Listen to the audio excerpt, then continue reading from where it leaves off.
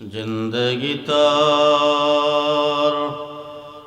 जैर फाकी दिया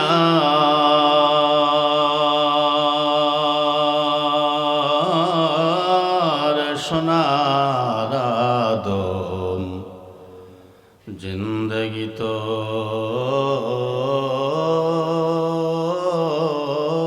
तोर जय फाकी दिया जिंदगी तोर जैर फाकी दिया सोनार जुबक जिंदगी तोर जय फाकी दिया ओ आदम रे পাক ধরিয়া গেছে দাড়ি দন্ত আছে গোটা চারি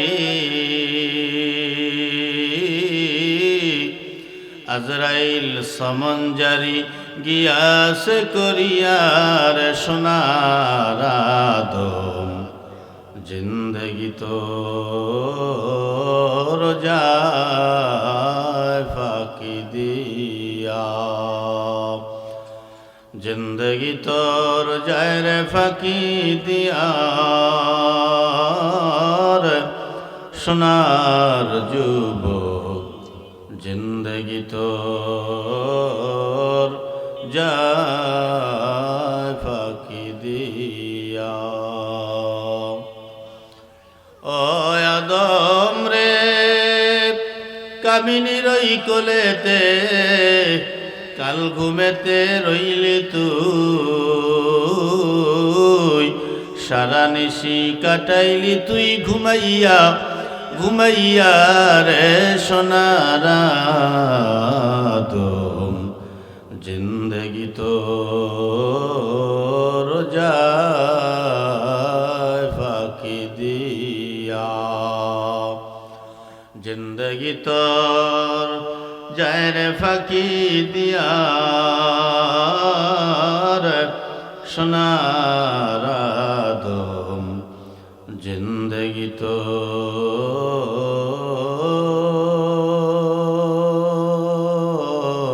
তোর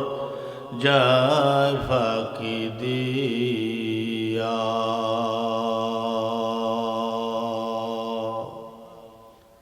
আলহামদুলিল্লাহ এবার কি আল্লাহর একটু খুশি করে দেওয়া যাবে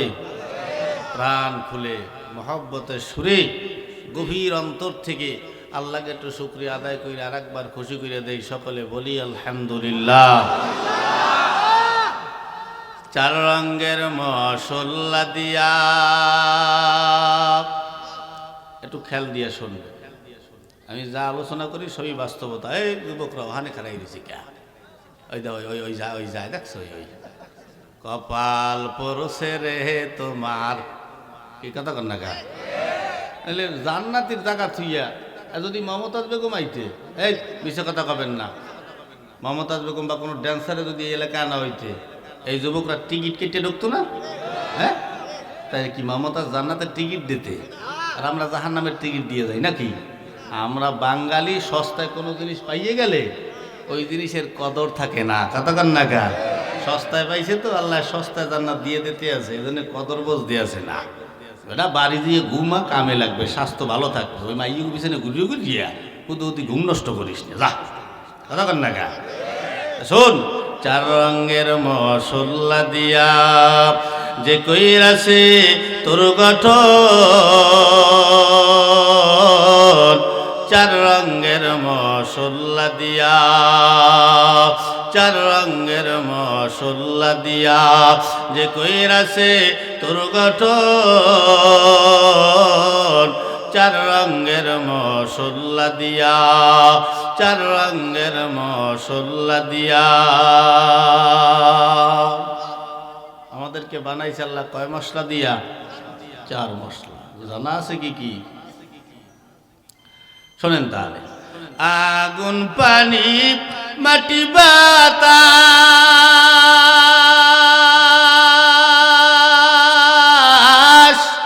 একযোগে করি প্রকাশ আগুন পানি মাটি বাতাস একযোগে করিয়া প্রকাশ দেখিলি না তুই কইরা তালাশ যুবক ওরে দেখিলি না তুই কইরা তালাশ কোন জায়গা সে মহাজন চার রঙের মশলা দিয়া চার রঙের মশলা দিয়া যে কইরাছে তোর গঠন চার রঙের মশলা দিয়া চার রঙের মশলা দিয়া একটু জোরে বলা যাবে কি মারহাবা তাহলে মশলা কয় পদ আগুন পানি মাটি বাতাস দেখবেন মানুষের মন মেজাজ কিন্তু 4 রকমের হয় ঠিক না একদল বলে দেখে দেখেন হুজুর এই মানুষটার মতো মানুষ হয় না হুজুর একেবারে মাটির মানুষ এই ডায়লগ বলে না আবার দেখবেন বলবে হুজুর ওই সেরার দ্বারে যাইয়েন টাইয়েন না ওই সেরার মেজাজ সকল সময় আগুনের মতো গরম হইয়েই দেয় এরকম টনটনিয়া মেজাজের একদল লোক আছে না সবসময় গরম থাকে আর একদল কইবে হুজুর এই পুরো এলাকার মধ্যে একই মানুষ আছে হুজুর একেবারে ঠান্ডা পানি কয় কি কয় না আর এক দলের মেজাজ হইল বাতাসের মতো ভুরভুরা এই ওডে আবার এই নাই মানে এই ওডে এই নেই কিছু কিছু আছে না এরকম এই ওডে এই শেষ হয়ে যায় ওই বউরা কয় মাঝে মাঝে সমস্যা নাই এই রাগ করছে কতক্ষণ ক্লিয়ার আসেন আল্লাহ তাআলা দেখি দেখি বলে বান্দা আমি আল্লাহ যেদিন তোমাকে তোমার মার গর্ভের থেকে আমি আল্লাহ তোমাকে দুনিয়ার জমিনে পাঠাইলাম ওই দিন বান্দা তুমি চলতে পারতা না ফিরতে পারতা না খাইতে পারতা না উঠতে পারতা না বসতে পারতা না কাপড় পরতে পারতা না গোসল করতে পারতা না আল্লাহ বলে এ বান্দা আমি আল্লাহ তোমার মা দিয়া তোমার খালা দিয়া তোমার ফুফু দিয়া তোমার শাশি দিয়া তোমার বড় ভাই দিয়া বড় বোন দিয়া আমি আল্লাহ তোমাকে লালন পালন করাইলাম আল্লাহ বলে বান্দারে তুমি চলতে পারতা না তোমারে চলাইয়া দেওয়া হইতো খাইতে পারতা না তোমারে খাওয়াইয়া দেওয়া হইতো গোসল করতে পারতা না তোমারে গোসলখানা করাইয়া দেওয়া হইতো আল্লাহ পাক বলে বান্দারে এক কথা যেদিন মার গর্ভের থেকে দুনিয়াতে আসছো তুমি আর আমি সবাই ছিলাম ল্যাংটা ঠিক না আমার গর্ভের থেকে বাইরে গিয়ে কেউ জামা কাপড় পরিয়ে দৌড় মারছি কেউ আমরা দৌড় মারতে পারি নাই মসজিদে একটা খাট আছে 4 পায়া খাট আছে এই 4 পায়া খাটটাকে এক ধরনের বিমান বলা হয় এই বিমান আমাকে আনার জন্য আমার বাড়ি যাবে এখানে যারাই আছেন প্রত্যেককে আনার জন্য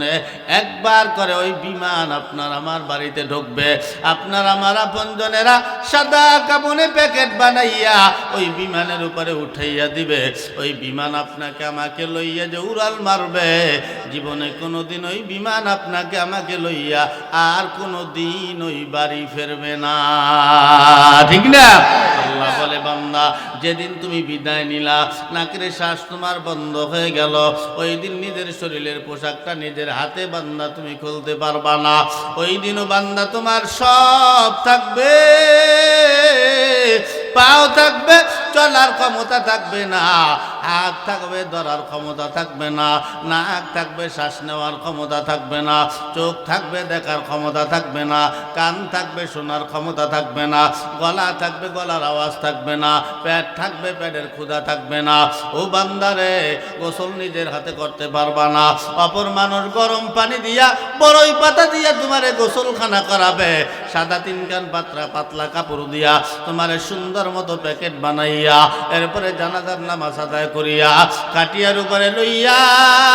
আপন 4 জন মানুষ তোমাকে কান্দে লইয়া তোমাকে এমন একটা বাগানের দিকে নিয়ে যায় যেই বাগানে বান্দা তুমি দিনের বেলা যাইতে বড় ভয় পাইতা দিনের বেলা কবর দেখলে ভয় পাইতা এখনো রাত্রিবেলা কবরের পাশ দিয়ে যাইতে পারো না ভয়ের কারণে আল্লাহ বলে বান্দারে ওই বাগানে তোমার জন্য কবর করা হলো তোমার আপন মানুষগুলো ওই বাগানে নিয়া মাটির ভিতরে নামাইয়া আপন মানুষগুলো মাটি চাপা দিয়া যে চলে আসবে জীবনে কোনো দিন কোনো আপন মানুষও তোমার খবর নিবে না ঠিক না আপন আপন বইলা যাদের বাবলা সারাক্ষণ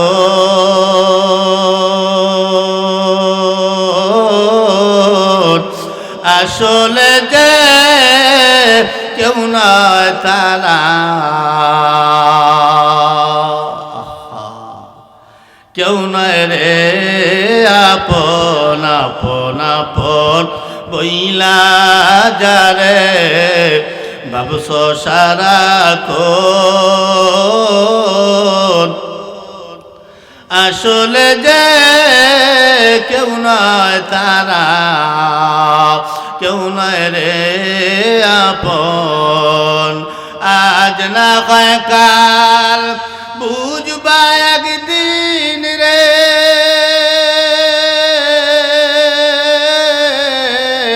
আজ না হয় কাল বুঝবা একদিন নিবলে জীবন বাতি কার লাগিয়া কান্দ দিবারাতি মোর কার লাগিয়া কান্দ দিবারাতি একটু জোরে বলি মারহাবা আপন বাবার কাছে যাবা বাবা বলবে আমার কোনো ছেলে নাই মার কাছে যাবা মা বলবে আমার কোনো সন্তান নাই আপন ছেলের কাছে যাবা ছেলে বলবে আমার কোনো বাবা নাই মেয়ের কাছে যাবা মেয়ে বলবে আমার কোনো আব্বা নাই আপন বউয়ের কাছে যাবা রে যেই বউ বলবে আমার জীবনে কোনোদিন বিয়েই হয় না কথা কি ঠিক যেই বড় জন্য আজকে আমি আপনাদের ফরিদপুর তালমা ঠিক না বললো কি না এই পুরুষ মানুষ সারাটা জীবন যে কষ্ট করে নিজের জন্য করে এই যে আপনারা কষ্টটা করছেন এত বছর পর্যন্ত এই মুরব্বী বাবারা কি নিজের জন্য করছেন একটু চিন্তা করে দেখছেন যে কষ্টগুলো আমি করি কাল গিয়া অকিডা অকি বক্তা কিডা কি মাঠের ভিতরে না বাইরে বাইরে কত রকম পাগল যে বাংলাদেশে আছে আল্লাহ জানে কেটা দেখেন দেই ধরিয়ে লইয়েন তাহলে পুরুষ মানুষ সারাটা জীবন যে কষ্ট করে এই অটো চালায় ভ্যান চালায় রিক্সা চালায় ঠেলা গাড়ি চালায় ঘোড়ার গাড়ি চালায় কুড়াল দিয়ে কাঠ কাটতে বেড়ায় এরপরে লঞ্চ চালায় স্টিমার চালায় জাহাজ চালায় প্লেন চালায় হেলিকপ্টার চালায় বিদেশ থাকে দেশে থাকে চাকরি করে বেড়ায় প্রবাসে থাকে এই যে থাইকে এত কষ্টগুলা করে নিজের জন্য করে কথা কয় না দেখছেন কথা না করলে কিন্তু দশ করতে কম না তাহলে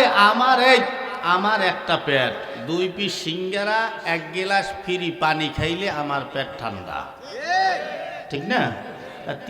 তিন বেলায় 6 পিস সিঙ্গারা 3 গ্লাস ফ্রি পানি খাইলে পেট খান ঠান্ডা হয়ে যায় আমার এত কষ্টের দরকারটা কি কথা কন্যা ঠিক না তার মানে পুরুষ সারাটা জীবন এই বউ ছেলে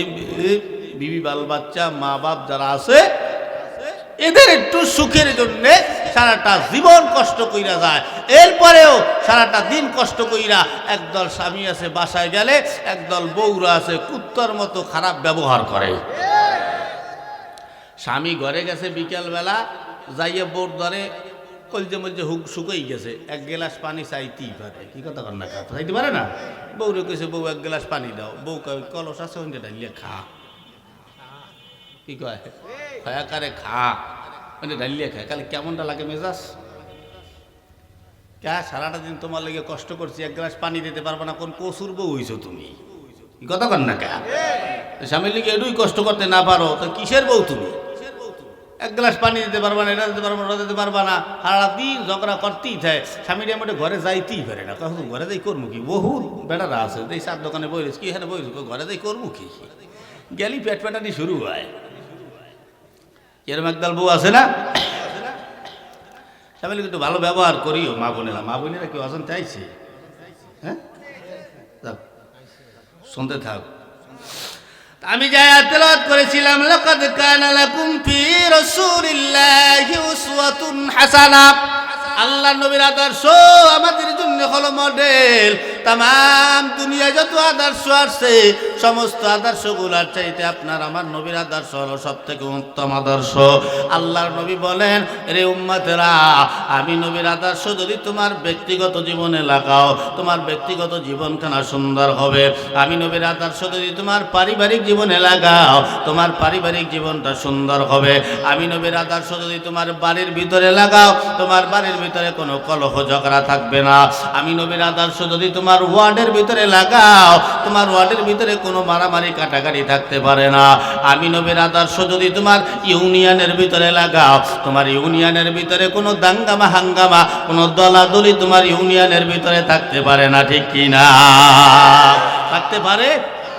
এক কালিমার পতাকার তলে যদি আসে এক নবীর উম্মত হইয়া, তাহলে ওই এলাকার ভিতরে কোনো দলাদলি থাকতে পারে? মারামারি থাকবে, কাটাকাটি থাকবে। কিন্তু এখন আমাদের দেশে দলাদলি কম না বেশি? ওরে দলাদলি রে, ভোট চাইতে গেলে হুজুরকে ভোট দেয় না, কারণ হুজুর দেশ চালাইবে কি? এই বেটা, যে সংসার চালাইতে রে হে দেশও চালাইতে রে, কথা কর না কা, ঠিক না? এটা সংসার চালাই নিয়েছে, দেশ চালাই চাইতে সংসার চালাই নিয়ে বড় কঠিন। এই বোর পেট পেটানি হনতে হনতে জীবন তছনছ হয়ে যায়। ভোট চাইতে গেছি, আমাকে হুজুর আপনাকে পক্ষে আছি, সমস্যা নাই। ভোট চাইতে গেছি কয়দিন বের কয়, হুজুর 500 টাকা দিয়ে বিক্রি হয়ে গেছি, দিয়ে লাভ নাই। কি 500 টাকা বিক্রি হয় না? আমার ঘরে 10টা ভোট, কি কাজ, 5000 টাকা হালা। চেহারান বানাই তুই আমরা পায়খানা করে বসতেও জানে না, ঠিক মতো ঢিলেগুলুপ করতে জানে না, ফজরের নামাজ পড়ে না, পাশার কাপড় গলার মালা বানাই 10টা বন্ধ ঘুমাই থাকে। কি কথা কন না কা? এই সাদা কথা কন না কা? বুঝে কথা? আপনি জিগেইয়েন চেয়ারম্যান সাহেব অনেক করে, যেহেতু এই চেয়ারম্যান সাহেব যে ঢিলেকুলুপ করে, কোনটা কোন দিকে টান দেয় কন তো, কইতে সাইকেল কইয়েন। কি কথা কন না কা? এত হাসতা, তুমি সমাজ নেতা, তোমার নামাজের কাতারে থাকতে হবে সবার আগে, কথা কন না কা? আল্লাহ দিকে এই ব্যক্তি চেয়ারম্যান, নামাজ কেন করো নাই? ফজরের নামাজ পড়লি না, পাশার কাপড় দেখলাম গলার মালা হইয়া রইছে। চেয়ারম্যান কয়, আল্লাহ উরি আল্লাহ জনগণের তারা আল্লাহ, এই সালিশ বিচার করতে করতে বাজে গেছে রাত 3টা। আল্লাহ ওই সময় আইয়ে বাসায় যদি ঘুমাইতে ঘুমাইতে বাজে যায় 4টা। ফজরের আজান দেওয়া হনিও না, নামাজ পড়ি কোন সময়? হ্যাঁ,